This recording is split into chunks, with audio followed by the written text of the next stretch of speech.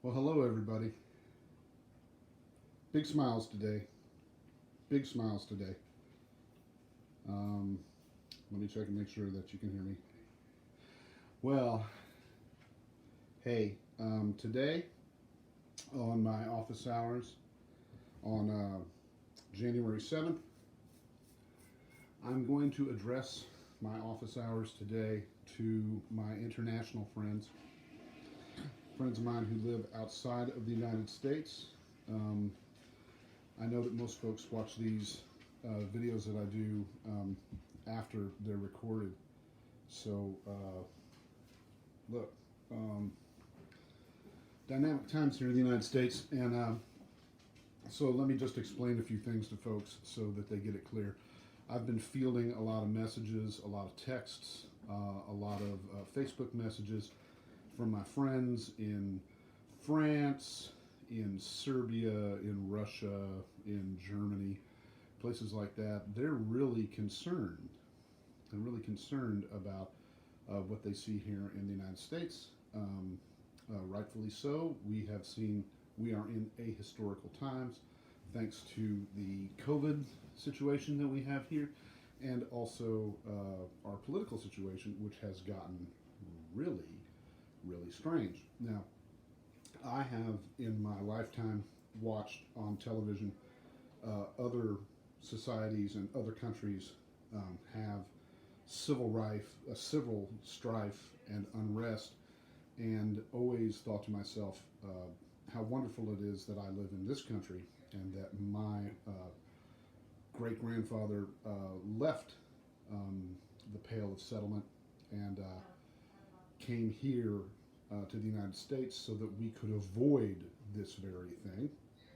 Um, and being a Jewish person living in the United States and having experienced some anti-Semitism at a very early age, which has kind of skewed my view of this country quite a bit, I've always in the back of my mind been really kind of waiting for the other shoe to drop, if that makes sense. And so personally, rather than seeing this as the other shoe dropping, I choose to look at it in a different way.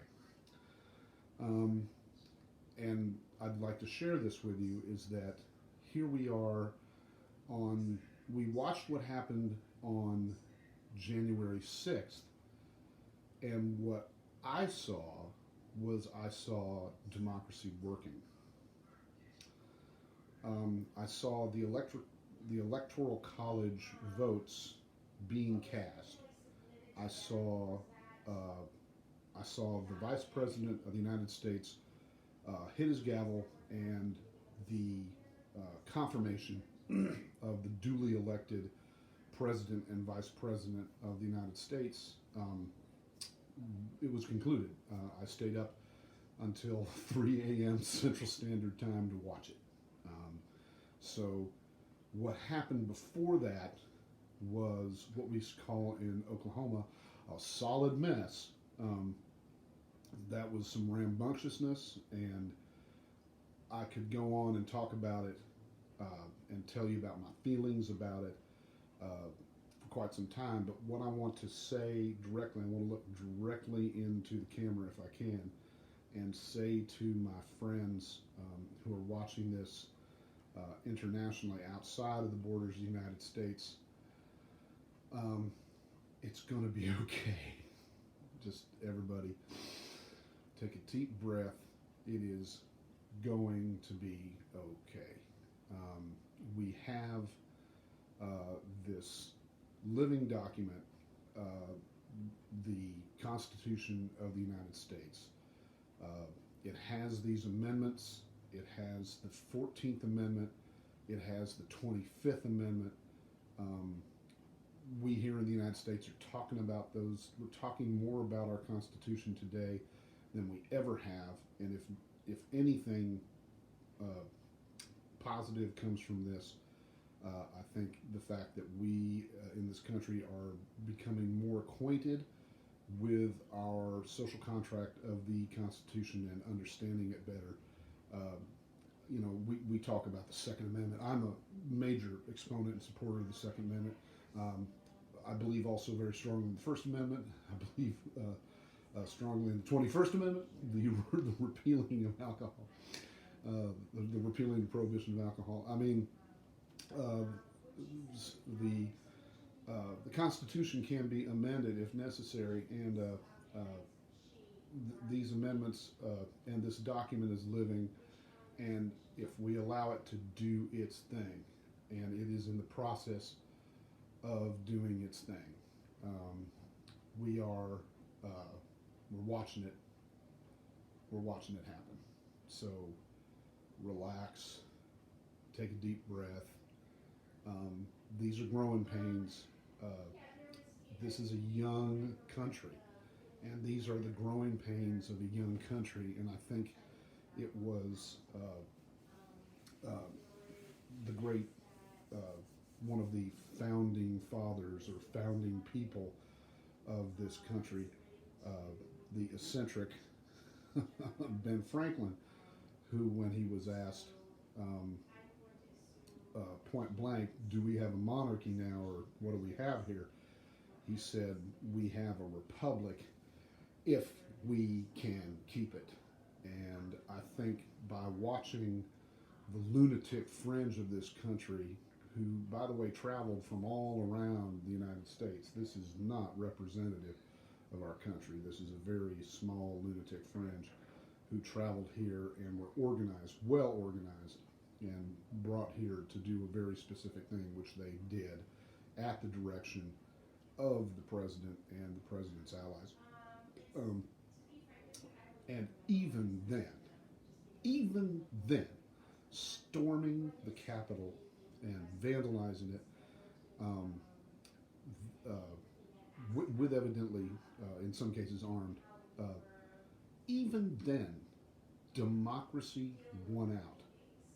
Even then, even with all the images that we saw of thousands of people bum rushing the Capitol, with, by the way, the acquiescence of the Capitol Police, by the way, this is something that will come out, is that the Capitol Police are, in fact, in cahoots, as we say in the English language.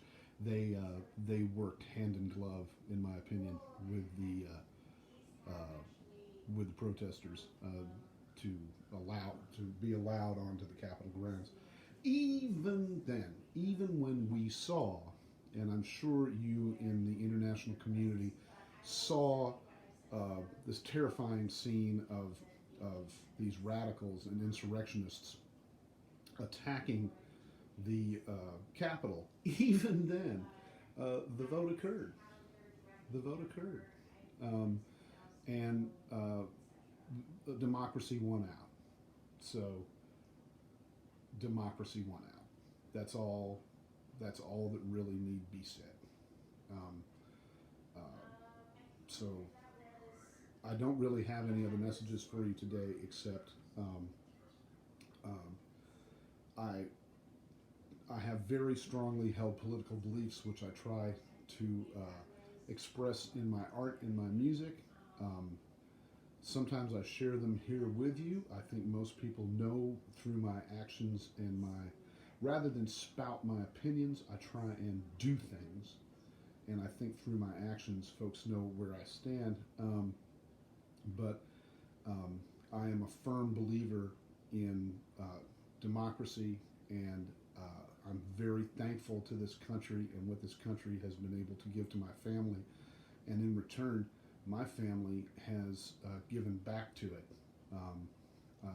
I am the only male of my family who has not served in the United States Army, and we have count 4 generations of combat veterans in the Rubin family, and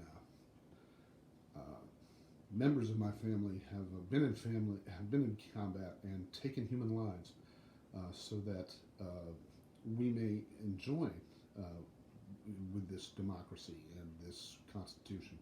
So I think it's important that we remind ourselves that we have this social contract, and even though these crazed lunatics stormed and defiled our temple of democracy, they're also our neighbors. We have a choice. They're going to be with us, and we're going to have to live with them, and that's part of the social contract of America. So, uh, the things that we have to remove from our system right now is hate and animus. Uh, it's not going to be possible for us as Americans to move forward without recognizing that there are going to be lunatic fringes on either side, and that our social contract is e pluribus unum. Out of many, there is one, and that is our social contract. That the ranching family in Montana can in no way understand what's best for the mother of four who lives in a row house in Baltimore.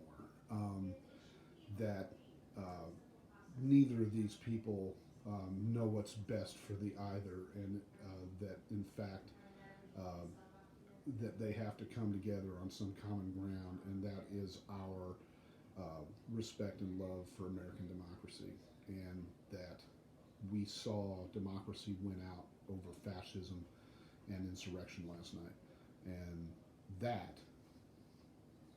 is a good thing. It's a good thing. So um, we won. We won out. It looked ugly. It looked mean. Human life was lost, and that was always it's always a terrible thing. It's a terrible thing, but we won. It's moving forward. Um, the news today is filled with talk of the current dictator being removed from power, and so it's all good today. Things are great. If anybody's got a question or a comment or something they'd like to share with me, that's great. I didn't get any questions, so I guess people just like hearing me palaver shit, but I'm not. I don't have any songs prepared for you or anything. I'm going into the studio. I won't. I think I'll be doing a office hours next week, and I'll play you some music that I've been working on. And got a new record that I'm working on where I am doing my English contextual translations of what I consider are important Yiddish poems, and I think that they are prescient. The first that I did was Mordecai Gebertig's Esperant, which is I've released, and you can go to Bandcamp. I wish you would, and pick that up and hear that. I'm also doing Mengrua Platz, My Resting Place, which is a labor ballad, and another song. I've been working so hard on A Tug for Nakoma, A Day for Revenge, which, by the way, I premiered on my last office hours. If you'd like to go and see that, listen to that. I did that as well. So, goodbye, Sherry. It's great to see you. And I love playing music with you and look forward to playing some more. Also going to do a bunch of my banjo instrumentals. Going to do a bunch of some other music. The fact of the matter is right now is that as an artist, we have nothing to do right now except create and share and give.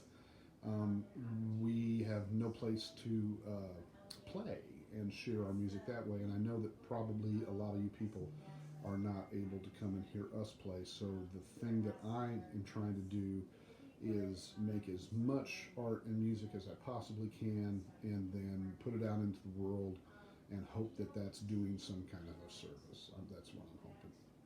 And I'm hoping that you out there will appreciate it. And I hope that rather than me getting on here and talking to a few people, a few hundred people on Facebook, hopefully some of the music that I make and some of the messages that I'd like to share with you will expand from that.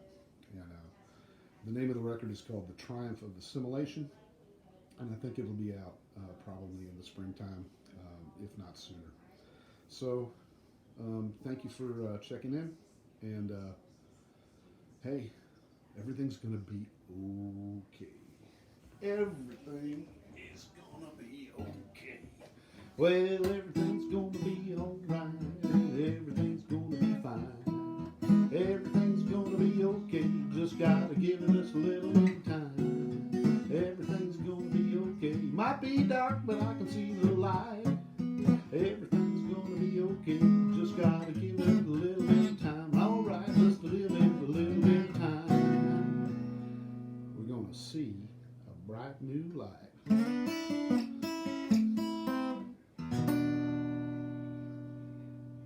Love y'all unconditionally. See you around campus. Do not despair.